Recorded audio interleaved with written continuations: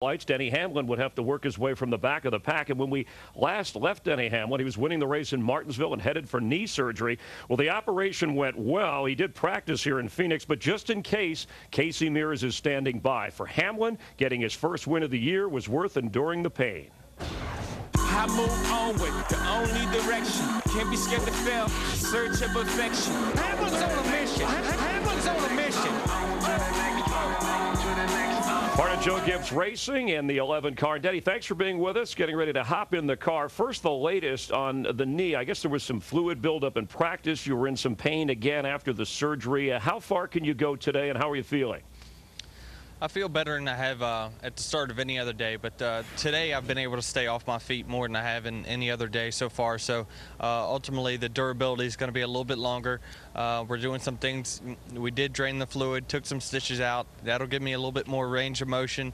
So it's just going to be all about, I'll know probably around lap 50 or so whether I'm going to have the strength to go for the full distance.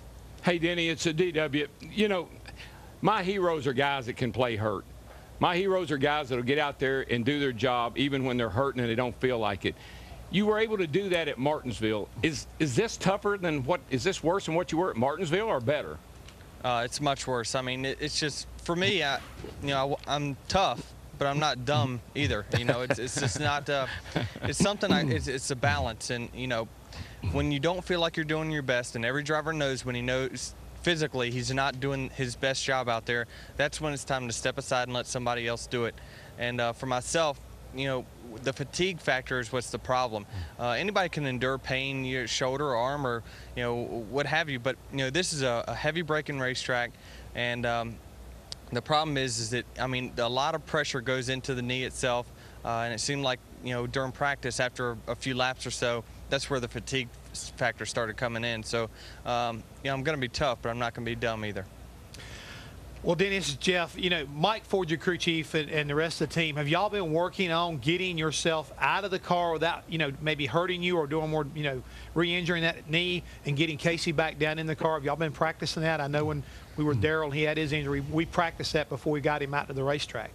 Yeah, we have, and Casey's done a great job stepping up for us, and we appreciate him, taking the car that he did have and stepping aside and just to come over here and be a backup driver and get used or maybe not get used at all. But, we can't thank him enough, and, this is a big weekend for us at FedEx, and trying to raise awareness for March of Dimes is the third year in a row for us. So the biggest thing for us is to try to raise awareness for them and get a good finish today.